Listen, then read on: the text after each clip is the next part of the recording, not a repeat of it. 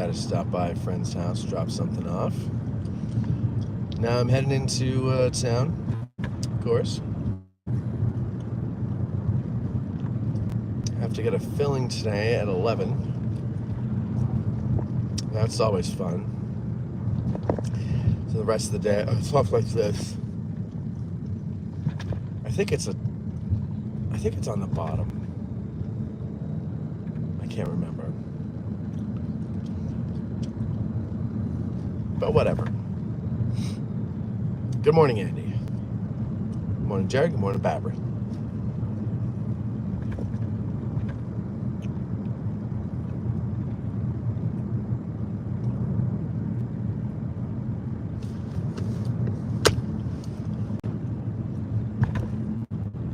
Good morning, Karen. Good morning, Rob.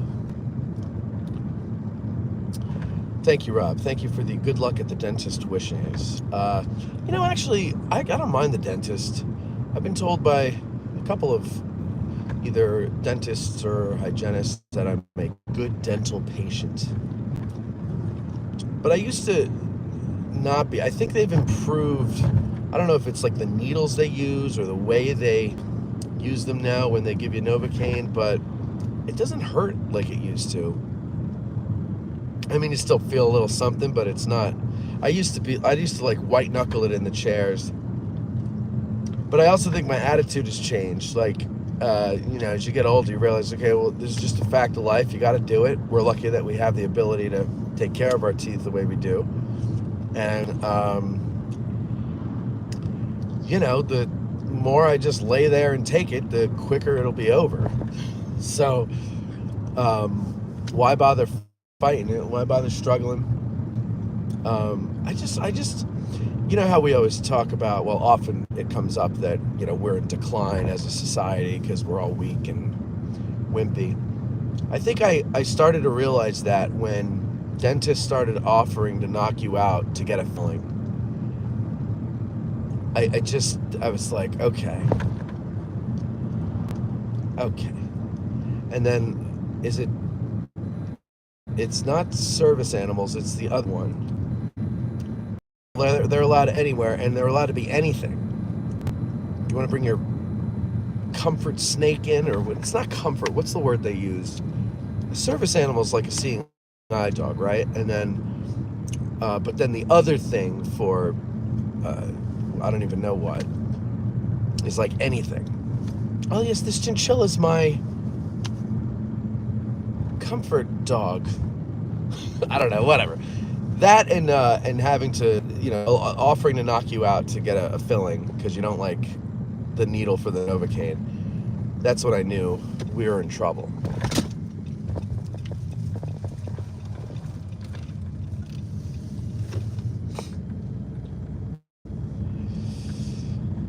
Kevin Pasco says, oh boy, can't wait for Saturday. Park where legal indeed. Saturday's the final Get Out of the Car tour. We will name the listener of the year. Hopefully he shows up. Well, maybe I should tell him he better show up. It's a he this year. Estella, by the way, Estella Beard, she was listener of the year last year. And this person is really got some big shoes to fill.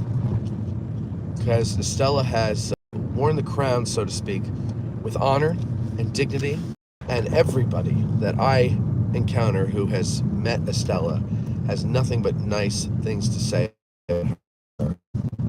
And even though she's nice, whether she's listener of the year or not, that certainly reflects well on us. As the listener of the year. The first listener of the year, by the way. The very first. So, of course, it's unprecedented. But beyond that, she has raised the bar pretty high. So, hopefully the next one can at least match Estella's high bar. Top of the morning, David. Top of the morning. Hello, Jennifer. Good morning. Babber says there was an article about the Phillies invited some man and his emotional support alligator, that's what it is, alligator, but they wouldn't let him in to the park, I guess. Well, yeah, good. Alligator. See, that's what I'm talking about. Like, it's just, if it's anything, then there's not, like, it's nothing. If everything and anything goes, then nothing is sacred, nothing is standard. It used to be fun to be part of the underground. You know what I mean? Like, that was fun. It was cool. You shouldn't have been, beaten or shot or anything like that. No harm should have come to you. But it was kind of fun to be, like, in the freaky group that kind of did its own thing and had fun doing it and didn't care what anybody thought. Now everybody cares what everybody thinks. Who cares what people think? People are stupid. Why do you care what they think?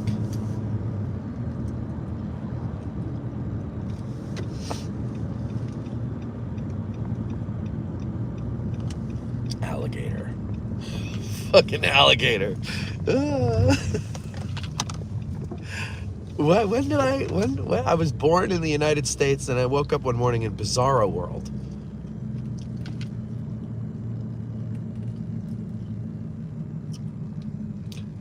Chris says, my emotional support animal is a well-crafted IPA. So, who is it? You and Andy, whose opinions don't matter on taste now? Because you like, IPA? Yeah, there you go. Andy says, ha ha ha, Chris, mine is a 44 caliber. Amen. But the IPA is there as well. Nice to know I'm not the only one with poor taste in this group. That's right. Oh, there's plenty of you IPA people out there. Chris, Wally the alligator is great. My kids have seen him many times at our local library. David says, somebody brought their emotional support pig on board a plane. The pig shit all over the place, and the other passengers weren't thrilled. That's the understatement of the year. Weren't thrilled. First of all right, follow me here and tell me if I'm wrong. If I can bring my emotional support pig on an airplane where he shits, then why can't I bring him into the kitchen of a restaurant? Or why can't I bring him anywhere else? Like, why do we have health codes if I can bring, because I'm sorry, because I'm a pussy, I am allowed to break health codes? Like, what? And like, first of all, you can't smoke on an airplane. Why can you bring a pig in an airplane? I'm assuming, David, that the pig was in the cabin and not in the fuselage, right? Well, the whole thing is a fuselage, but underneath, store, what do they call it? Cargo. Fucking pig. Jennifer says, did the ballpark tell a guy, see you later, alligator? That's funny. That's cute. I'd venture to say this outfit is pretty underground in terms of attitude and personality. I thought they were Floridian swamp cats. Alligators, I think you're talking about there. Yes, well, just because they have a nickname that has cat in it doesn't mean it's akin to a cat. Yeah, and unfortunately, I agree. I think we are pretty underground, which is a shame. But it's fun while it lasts, Ty says, that person gets their face rubbed in pig shit by every other passenger on the plane. Now, that would be fair. But then they would need another emotional support animal to overcome the trauma of having an entire plane full of passengers rub their face in their emotional support pig's poop. What are these people, how are they going to react when the shit hits the fan? No pun intended. Like, how are they going to react? I think those are the people still wearing face diapers in their cars today that you still see. That's who those people are.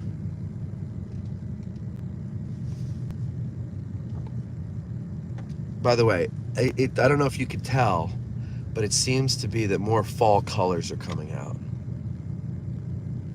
which is so maybe by Sunday, all of you who want to see the foliage will get to see something.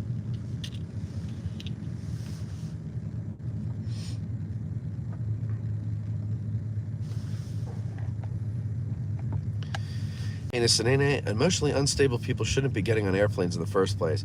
Well, I agree with that. They should actually be in an asylum, but we closed those in the 70s, so I guess that's not helping anymore.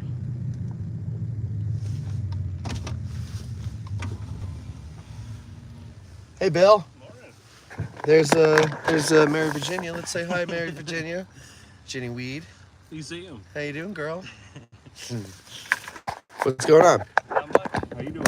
Oh, just grand. Yep. Yeah. Doing your morning ride. Doing my morning ride. Then I'm gonna go get a filling.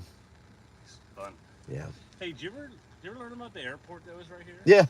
That's pretty wild. Yeah, it is. That concrete slab is the The ticket window. yeah. Yeah. Pretty cool. gatehouse. Right. Yeah, I know. There's a whole bunch of Like that stuff. Right. Yeah, after battle history on the park that is like right there in plain sight. But if you don't know, you don't know. Right. You're just like, well, why is this there? Right. And you would never think they do air shows right there. Right. Yeah. Yeah. So, I know. All right, I'll let you guys get back to working good seeing you. or walking.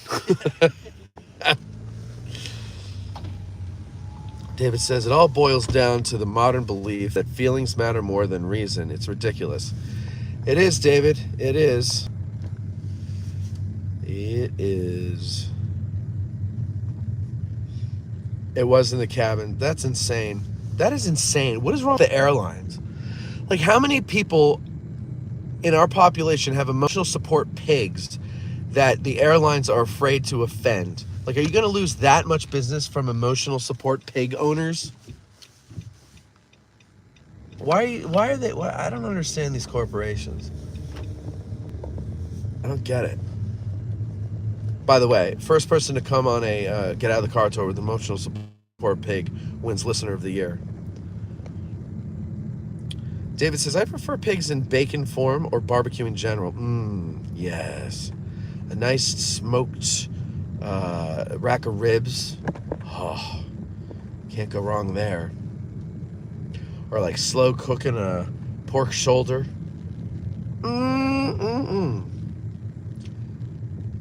We had a pig roast. It was like a luau type of thing when we were like 23, 24.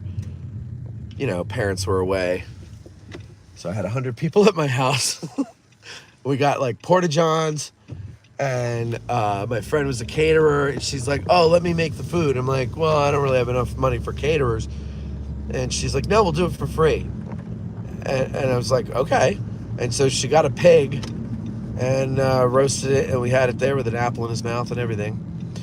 Mostly the guys ate it, even if like one of them went and got a plate of meat for the ladies once, because they saw the face, they had a hard time eating it, but it was delicious. Delicious. Emotional support bacon. Amen.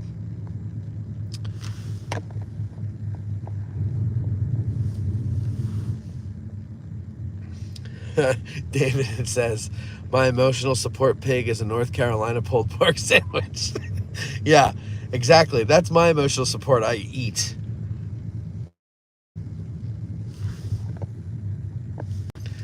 Jerry says, hey, Matt, I ran across a movie last night directed by Bo Brinkman. Yeah, Last Man Club. I was wondering if you or any of the listeners know anything about it. I've seen it. I know that airplane. Oh, here's an interesting story for you. That airplane, that World War II airplane that crashed, I can't remember when that was. Was it in the spring or was it last year? There's film footage of it. I think it collided with another plane, if I'm not mistaken. I know there's been a few air show accidents, but there was one down in Texas with a World War II, I want to say it was a bomber.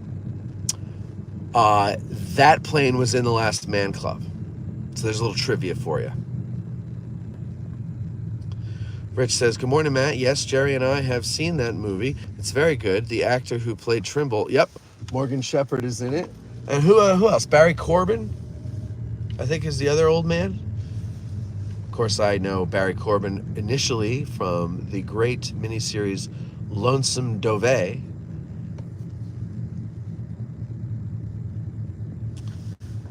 David says, actually, the best pig is a Taylor pork roll. Oh, yeah.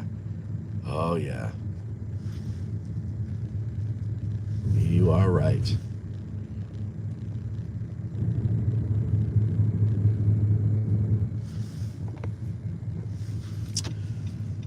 Good morning, all. Matt, did you have a brain hiccup? You labeled yesterday. Yes, Ghost. So the joke, I don't know if you saw all of yesterday's video, but I said yesterday when people were like, hey, it's not Wednesday, it's Tuesday. I said, oh, well, then tomorrow I'll name it Tuesday Morning Drive. And then in the future, see if anybody catches it, see if it throws them off. They have to go back and look at a calendar and go, wait a minute, that doesn't make sense. How is the 17th Wednesday, but the 18th is Tuesday? And we have a little fun. As we learned from the McNair episode on Monday, I do like to tease the audience. So there you go. It was genuinely a mistake. I'm always off by a day, if I'm on at all. I know Mondays, I know Fridays. Anything else, I have to ask. I know Mondays because everybody's miserable. I know Fridays because everybody's happy. So that's how I can tell the week has passed. But anything in between is not easy for me, so I have to ask. Oh, as we drive through the seminary, I'm reminded of the meeting I had yesterday. November 3rd, it's the 24 Hours of Hell for the Giving Spree. And right in this building right here, the refectory, we are doing a live recording of, that's right, something. And we're doing a live recording of, come on now, spotlight on Cody Aish and Pete Mealy. So it's a dual, I think it's our first tag team spotlight. Looking forward to it. It should be fun. Should be fun. No, it'll be fun. And then also February 17th, we're doing a Trivia Taco Tuesday. Tuesday being in quotes because it'll be on a Saturday. But of course, everybody knows Taco Tuesday. There was a little bit of a discussion as to whether or not that would confuse people. And I said, if they're confused, then they deserve to miss it because they're not going to do well at trivia. You understand what I'm saying? Does that make sense? You following me there? If I put Tuesday in quotes, but then underneath it says the date is the 17th and you get confused, you're not going to do well at trivia. And I know you're just coming for the tacos.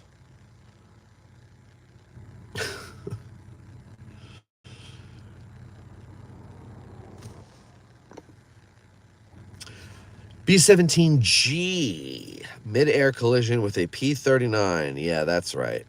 9 people. And I think Bo knew, well, he knew the pilot and the owner, but I think there was somebody else on the plane that he knew. I don't know. That was in January. All right, P-39 with limited vision from cockpit. God, what a shame. You're just out for a fun, you enjoy this. Flying these old planes, people are down on the ground wanting to see the old planes, and kerplunk.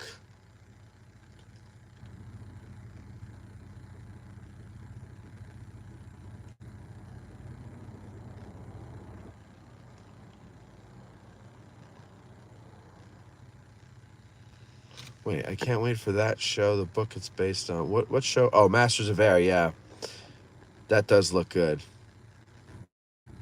When is that out and where? Is that Apple TV or something new that I have to pay for? P-39 also has the engine mounted behind the pilot, made it unstable in flight, so they say. That's interesting. You would think that they would figure these things out before they mass produce them, Or maybe they didn't have the time. Who knows? Maybe somebody knows. I don't know.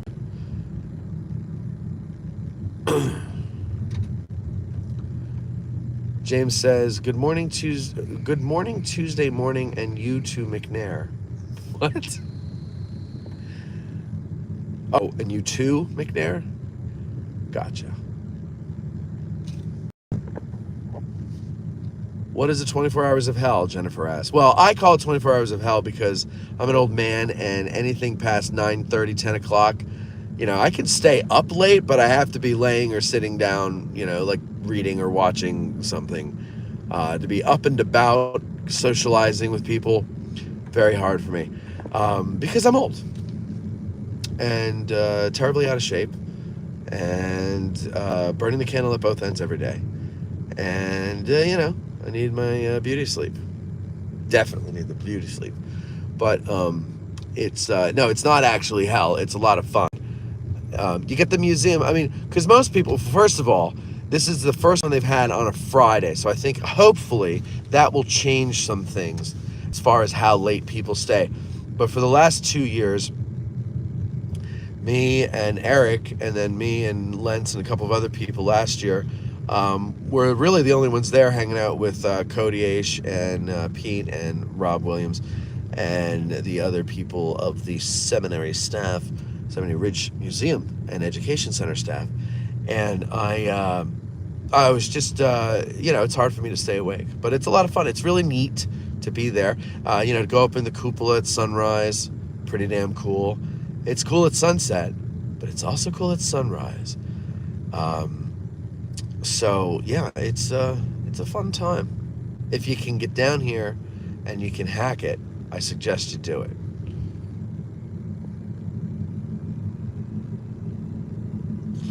P-39 was a good ground attack plane. I loved the lines of the plane. Simply beautiful aircraft. Yeah, they were nice looking. Sickles, that guy stuck out like a sore thumb. It's a fun pile party. We got people taking pigs on planes. They are definitely going to be confused about Taco Tuesday Saturdays. Exactly. But again, I like to mess with people. Okay, so there's a big group of people standing in the middle of the road. So I'm going to be an asshole, and I'm going to come around here. Well, we always go and look at Pickett's charge anyway. But I'm going to make them move because they shouldn't have been standing in the middle of the road in the first place. So there it is. Nice, beautiful, beautiful. Morning, Marie. So Apple TV Plus or DVD. Well, I haven't had a DVD player whenever Netflix got really popular, I guess, or when it went to streaming. Okay, so why can't people? I noticed this on our Get Out of the Car tours, and I think I don't know, I need to get some drill sergeants to come and yell at people or something. But we can't walk. People can't walk. We walk in a herd like cattle. And then when there's a car coming, we don't get out of the way and get into single or double file. Hell, even triple file would be nice. No, instead, we just continue to walk. Well, pedestrians have the right of way. F you.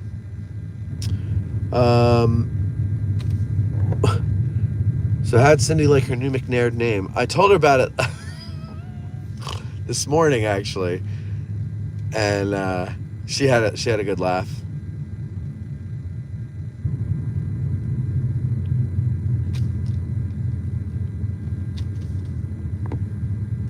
Peter says, "Good morning. Haven't caught you in a spell." Yes, Peter, I haven't seen your name in a spell either. No, that's a private bus tour, Michael. Yeah, columns of 4 would be fine, Andy. But they're in columns of 32.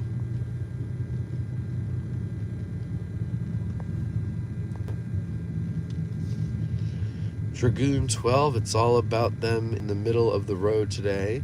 You didn't get the memo? Oh, is it middle of the road day? No, I forgot. October is middle of the road month. You're right. You're right. Ghost says, Kevin, stirring the pot with unconfirmed rumor. What did he say? Oh, it's too far back. Marie says, OMG, I totally didn't mean to call her that. Oh, that was you, Marie. McNairs McNairs don't have. They're they're quite purposeful. Their initial purpose to ruin your day.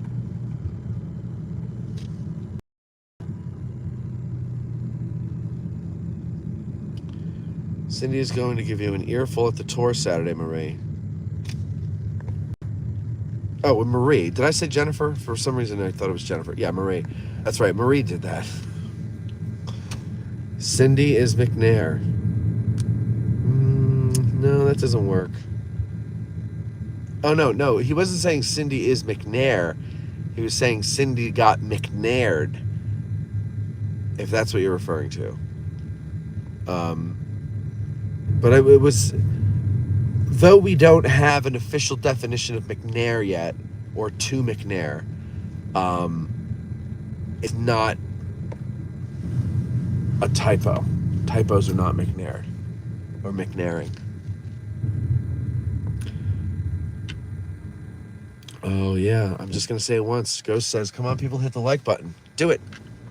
Even if you're here to McNair, hit the like button to earn the right. Actually, here's what I'm going to do. From now on, people who come into McNair, I'll read their comments and engage them if they do a $20 super like. $20 super like gives you the right to be heard McNairing me. Otherwise, it'll disappear once we end the video, and no one will ever hear it.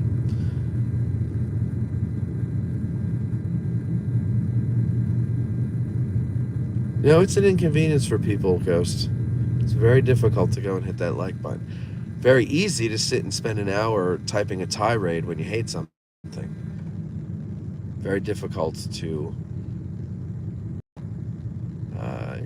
whatever. Who cares? Who cares? They're watching anyway. That still counts.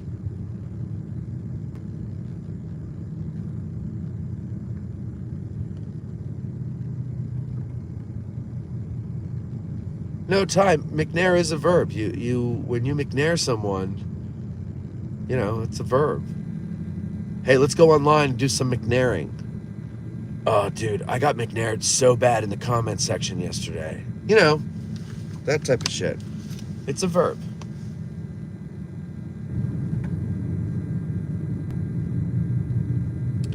What's Matt Hustling supervises for exactly? Oh, super likes? If you want to McNair. So from now on, if you want to come in and, call me on the carpet for tricking the audience into thinking Martin Sheen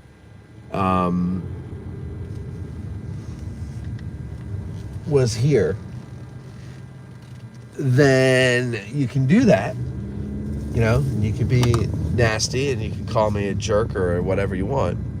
But I'm not going to read it and engage you unless you do it as a $20 super like. Because I'm not putting up with your McNairing for free. You out of your mind? All the shit. You have no idea the shit that goes on that you don't hear about. And I got to put up with that for free. This, McNairing? Please. Please. So, yeah.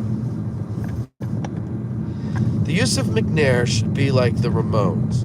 Different last names, but all with the same, all with the last name. What? Different first names, but all with the same. Okay, got it. Last name of McNair. No, then we're all McNairs. No. McNair. Don't McNair me. Yeah. No, that's when we had this discussion on Monday. It was very clear to everybody then that it is a verb. And, it's something you do to someone. You McNair them. But as a noun, a McNair is someone who trolls, basically is a troll that goes from hater to friend. Essentially, that's what it is. We just haven't come up with the official, fancily worded definition yet. We have to do that by committee, I believe. The committee to define McNair shall come to order. Brandon says, Gary A versus Tim Smith, Gettysburg Trivia Contest, 50 questions, who wins? I'll tell you what, I've heard Gary say, I don't know, more than I've heard Tim say, I don't know. So I'm going to guess Tim. Also, because Gary might, like, at one time when they were both just guides, it might have been tough. But Gary's been working for the trust for how many years and dealing with other battles. And so he's not sharpening the Gettysburg knife. But on the other hand, he's here. He's the official county historian. He's immersed in the case. So there, I think Tim has the advantage. It's a use it or lose it thing. It's not that. So in other words, you know, you got to make room in your brain for new information about other things. So that's a tough one. That's a tough one. I wouldn't put myself up against either one of them.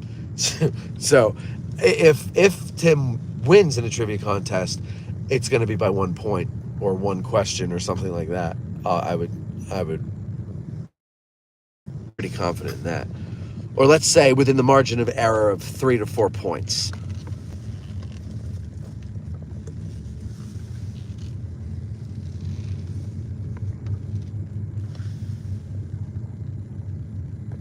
Oh, that's a good one, Peter. McNair is to take me seriously.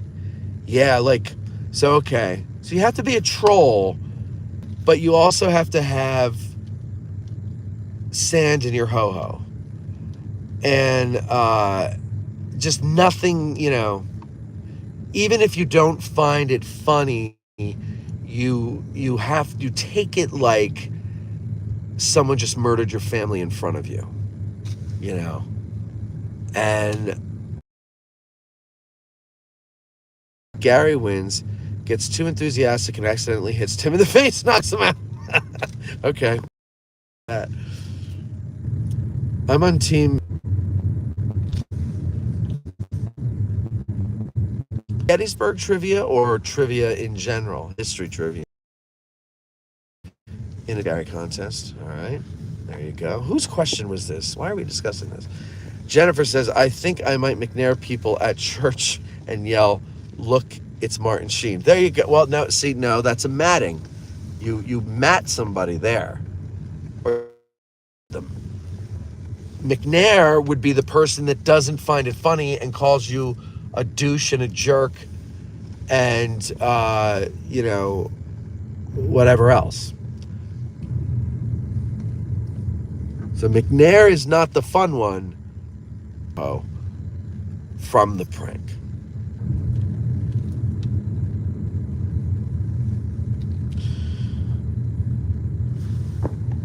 Make McNair an adverb. That's a tough one. Behind the scenes. Oh yeah, well, it's not just that.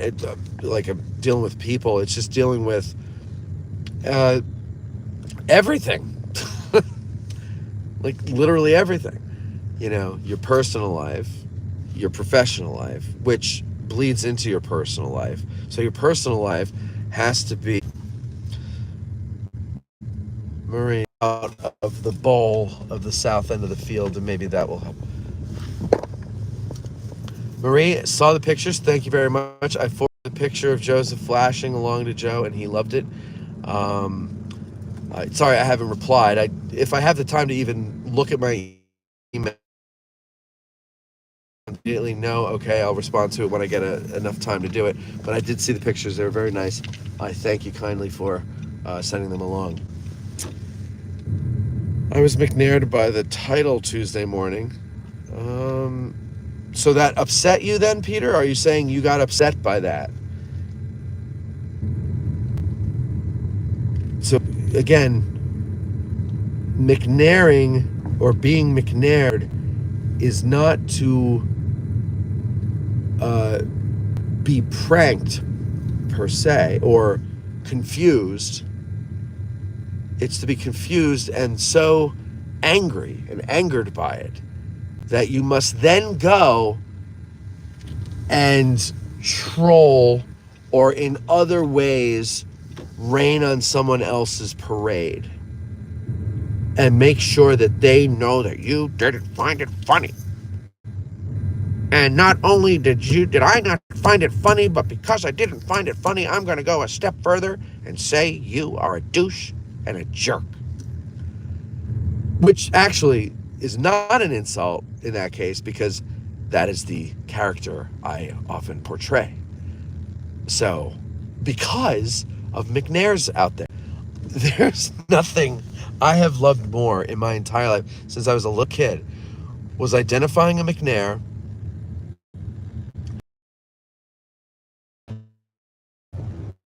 so easily ticked. Shit. Like, does curse, always has her rosary beads in her hand. Nothing against that, but she has no personality. There's no joy in her life.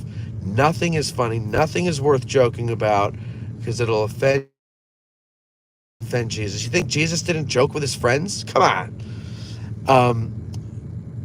That's a McNair. Just a humorless person but now the difference between the church lady and a McNair, though, is that a McNair lashes out to hurt instead of just realizing they have no sense of humor. There's plenty of jokes that I find offensive or I don't find funny. The last thing on my mind is to attack the person who told the joke or pulled the prank. I just move on with my life. That's a McNair. They can't move on. Out, and then that person's supporters rally around him and try to destroy the McNair. And then the person they're supporting says, no, don't destroy the McNair.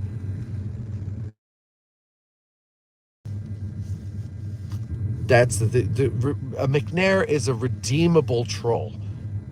I guess is really, maybe that's it. McNair is a redeemable troll. To be McNaired is to be trolled by someone who is later redeemed. Maybe that's one of the definitions. Who knows?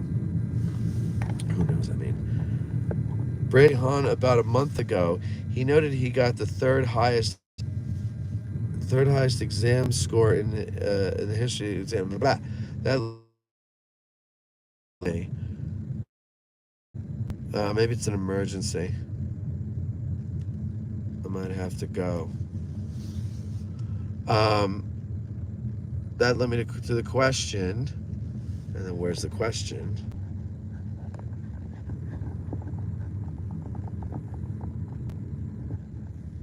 Where's the question? I don't see the question.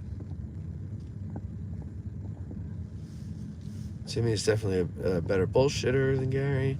I think the definition should be McNairing, a harsh but valid criticism of one's public actions presented in such a way as to be initially offensive yet endearing. There you're getting there. You're getting there. I don't even know if the criticism needs to be valid.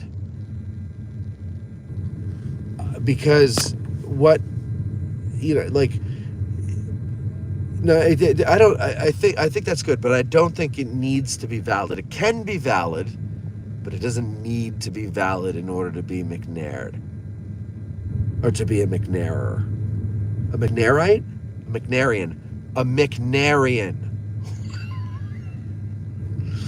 Let's really insult McNairers by calling them McNairians.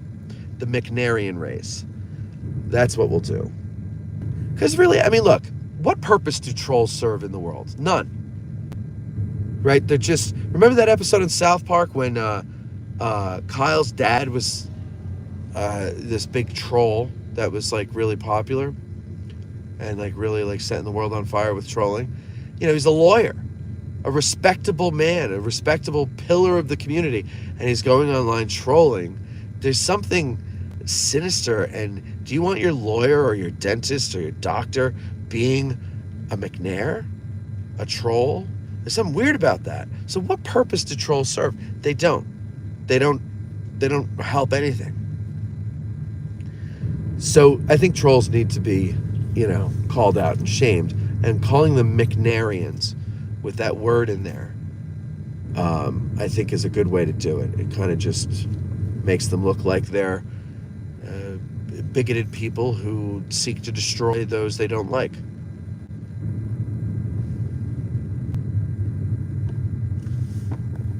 McNair is like the George Carlin sketch on the F word. McNair's like something. It's simple. McNair is to have sand in your ho-ho. Yeah, I mean, it could be that simple. Just a cranky, crotchety person with no humor. A humorless, cranky, crotchety, sandy ho-hoed person. Sand in your ho-ho has to be a t-shirt.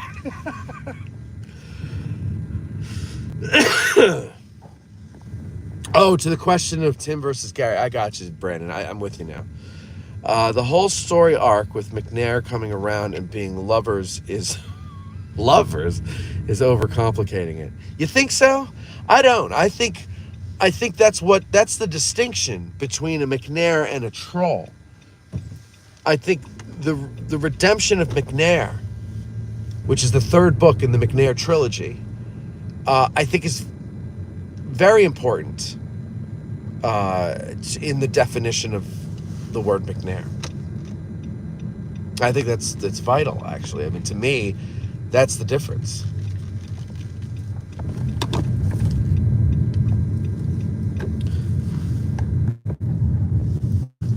James Thompson says, we were discussing the content. Yeah, okay, gotcha. Goon, Sand, and the ho-ho. He sure would be the best Christmas gift ever. That would.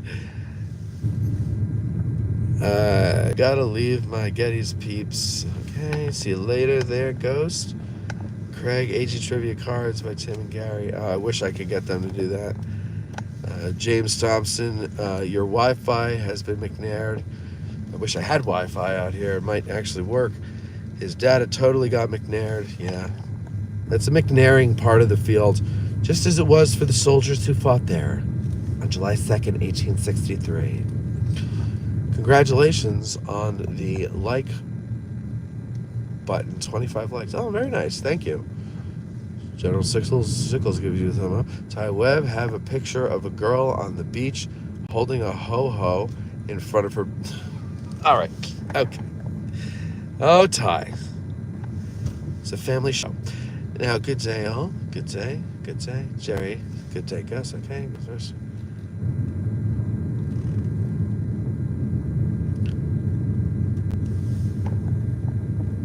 How was Major's appointment yesterday? Fine. She was a pain in the ass. So when I've taken her there before, she's always been, I wouldn't say scared, but timid and well-behaved. She's stuck by Papa's leg when I'd be sitting down, and we'd go inside. I'd put her up on the table or hold her on my lap, and she'd stay there and whatever. But this time, I could not keep her still. She's a very friendly dog. She loves people. She loves other animals. And, with all the smells in the vet, scents in the vet and everything, and then the people there, the waiting room was I went outside. I was like, I'm going outside because she's driving me nuts. And then we went into the room finally, and she wouldn't sit still. Get her up on the table. I thought she was going to cause the doctor to prick herself with the needle because she wouldn't even sit still for the needle, and I had to hold her down and everything, but she was flopping around like a fish. She was having fun, but everything went well. She's, good health, and she's going to get spayed in a month. I found out that she's actually younger than I was told by the owners, and I probably could have solved this mystery myself by looking at her records, but I can't find where I put them because of the moving. I was told when I got her in June that she was about 4 months old. And then I look at the records, and it says her birthday was April 3rd. So she was like a couple months old. Now, it could be that that they didn't know, but they would have known her birthday because the owners had the mother and the father, and they know when she was born. So maybe that's when the vet took them in for the first time, but I don't think so. Because what is it, 10 weeks that you shouldn't let the puppies be away from their mother before 10 weeks? So I got her at like 11 weeks. So, but she, for whatever reason, this girl told me she was like 4 months at the time. So I had Major about 8.5 months, but she's really more like almost 6 months. Which makes sense because the vet told me that I should expect her to go into her first heat around 6 months, but that would have been 2 months ago. And she hadn't gone into it, and I thought maybe she's just a late bloomer. But no, we should be expecting it any week now. So, whatever. Whatever.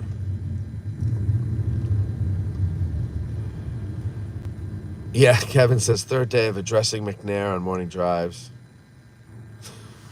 I know. By the time tomorrow comes, I'll be so McNaired out that I won't be able to talk about McNair with any zeal or enthusiasm. Barbara, negative attention seeker. Yeah, that's a good one too. That's a good one too. We'll have to compile all these, see if we can't craft a definition.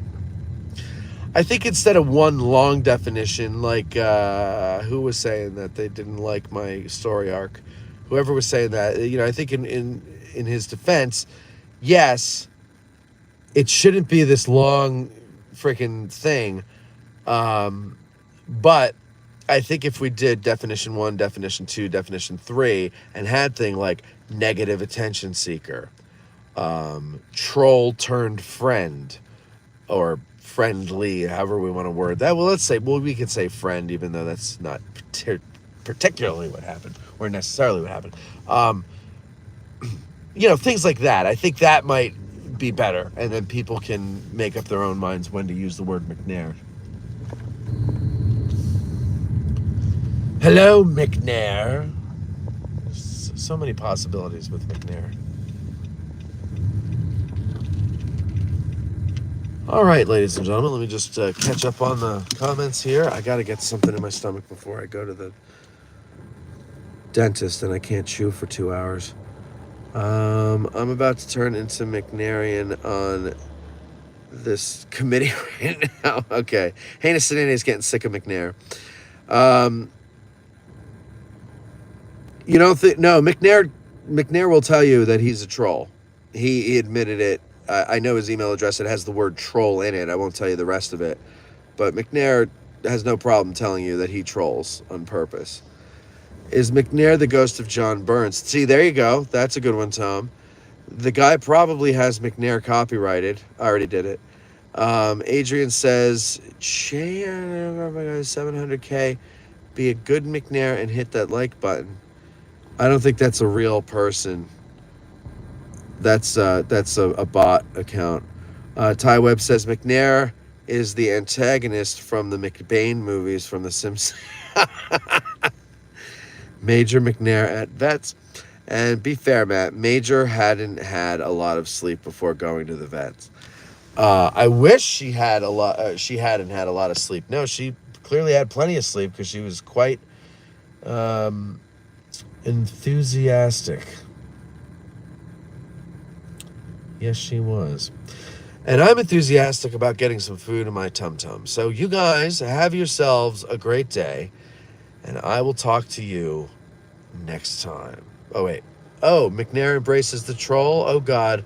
Let's make this definition simple. Sand in the ho-ho troll. All right, guys. We'll talk to you guys later. Have a good one. See you tomorrow.